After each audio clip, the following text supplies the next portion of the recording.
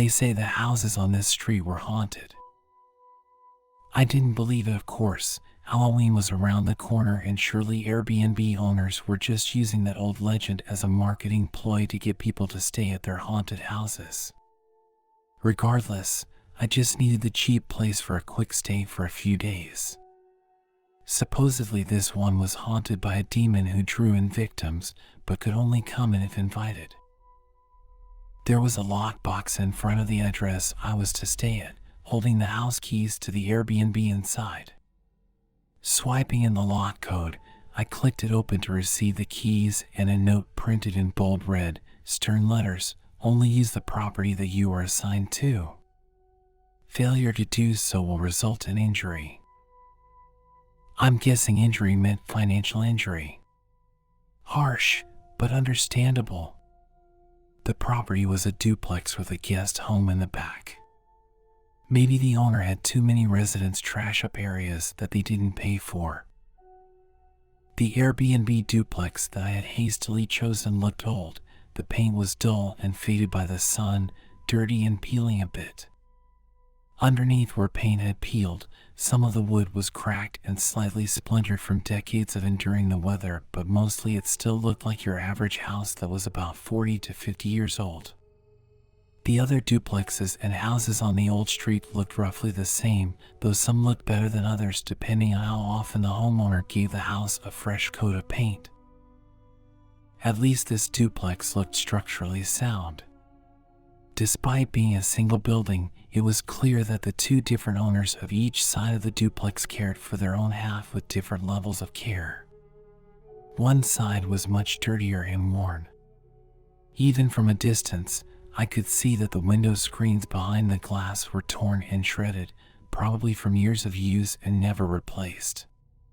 The blinds on those windows were broken and missing a few panes each, making that half of the duplex look like an abandoned den.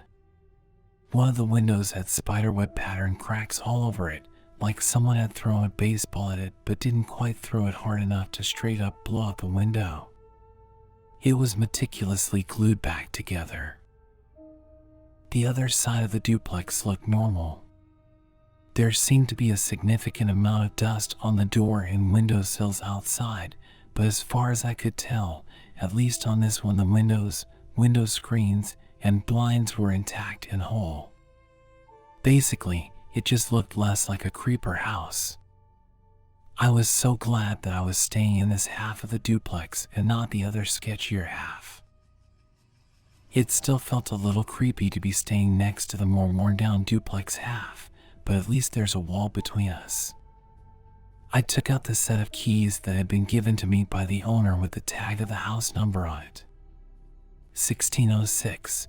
I guessed that the other keys might lock the back door or the fence door. I walked up to the door of the nicer half of the duplex and stuffed the key into the door's lock, but it refused to go in cleanly and jammed itself. I pulled it out and tried again with a little more gusto. No good. I jostled the key back and forth, up and down, trying to get it to click into the keyhole. With still no luck, I tried forcing it even harder, then tried a gentle hand. Maybe it was just rusted inside from lack of use? I yanked the key out and examined it. Perhaps the key was mislabeled. This is 1606, right? I took a step back and looked again. The big lettering on the side of the door proclaimed that this half of the house was 1605. I backed up some more to the front of the whole duplex to take a look at the other half of the house. Sure enough, it was the worn-down half that was 1606. This had to be a mistake. My heart was beating fast. Just to check, I went to the other side and tried the labeled key in the door lock. It slid in like butter. I turned the key, and with a clean click, the bolt snapped open to unlock the door. No way. I cautiously cracked the door open and peered inside, almost afraid that something might jump at me from inside the house at any moment. Or an eye would appear from the dark room within. The inside of the house was dark, but I could see the outline of a torn-up couch, a living room lamp, and a dirty rug. The doorway to the kitchen was pitch black. The floor, as far as I could tell, looked clean like someone had swept up though. I was incredibly creeped out by my impression of this half of the duplex by this point and immediately shut the door and locked it back up. There had to be a mistake. There was no way that 1606 was the Airbnb that I was supposed to stay at. My mind started to wander away for a second and I imagined myself staying in 1606. I pictured myself washing up in the bathroom and seeing a shadowy figure in the mirror or walking around the house and suddenly the lights shutting off and doors closing behind me. Sure, this was just paranoia planted by watching too many horror movies, but staying in what was clearly the creepy half of the house is one of the foolish ways that characters in horror movies die in the first place. I wasn't going to star in my own horror movie. Thinking quickly, I hurriedly pulled the set of keys out to examine them. They were all the same shade of dirty brown in different shapes and the rest of the keys were unlabeled, but there was one key that looked very similar to the labeled key. What if? I ran back over to the other side of the duplex to 1605. Taking a deep breath, I gingerly put the unlabeled key into the lock and tried turning it. Click. It went in without resistance. Success. I couldn't believe it actually worked. I breathed a sigh of relief. It was just an oversight by the owner. In hindsight, it would make sense if the owner had possession of both sides of the building. He probably just forgot to take the extra key off and make sure to give me only the keys that I needed so that way I couldn't access the whole house. Satisfied, I lifted my luggage and made my way into the house. I flicked on the lights. The inside of this half had intact furniture that looked barely used, the rug was unstained but looked unused, and the kitchen was bare and hardly stocked. While I was taking stock of the house, I sneezed. It was pretty dusty and many of the surfaces had a thick layer of dust evenly spread across. It must have been a while since the owner managed to get someone to rent his Airbnb, and it was probably why he had to drop the price so cheaply. The room certainly didn't look bad. I sat down on the couch to test it and it was firm and springy, like it had only been lightly used. It felt like those firm couch cushions that you typically get at hotels. As I walked around the house, the furnishing was pretty bare and neatly organized, though everything was horribly dusty as if it hadn't been used in a very long time. In different circumstances, I would have sent a complaint to the owner for how dusty everything was, but today I was just glad to not have to stay in the other half at 1606. It's amazing what a little perspective can do for your gratitude. I took a quick tour of the house, ending in the foyer where I noticed a neatly placed note that I didn't see earlier in my excitement. Unfolding the yellowed notepad paper, scratchy writing greeted me. "You're not supposed to be here." What? Was this actually addressed to me? Flipping the paper over, it was clear that this was all that was written on it. Without context, it made no sense. Perhaps a previous visitor left this here. Or maybe the owner meant it as a warning to trespassers. Ignoring it, I folded the paper away and threw it into the trash bin in the kitchen. I yawned. That was enough excitement for today. I went to bed. It was a dusty bed as expected with a desk in the corner, but no chair for the desk. Throwing my suitcase open, I sleepily washed up in the bathroom before taking out my clothes for the next day. I dreamed that I heard footsteps near my bed, walking back and forth, back and forth. It didn't seem to stop. Then I heard a thud. I woke up from my deep sleep with a start. Bleary-eyed, I sat up. The illumination from the street lamps outside set a glow in the room. Even through the mental fog, I didn't see anything or anyone. I went back to sleep. Not 15 minutes later, I heard the footsteps come back again. They paced, then suddenly stopped at the foot of my bed near the closet. My mind snapped awake, but because I wasn't sure if this was a dream or reality, I kept my eyes closed and just listened carefully and strained my ears to make out any noise that I could. There was a pause of silence, then the sound of the closet door sliding open slowly. The hairs on my neck stood up, and I feared that there might be a person or something standing at the foot of my bed. I didn't bother fully unpacking, so I didn't put anything in that closet earlier, and I knew there wasn't anything in it. Staying as still as possible, I contemplated what to do. Should I ignore the sound? Should I peep one of my eyes barely open and check?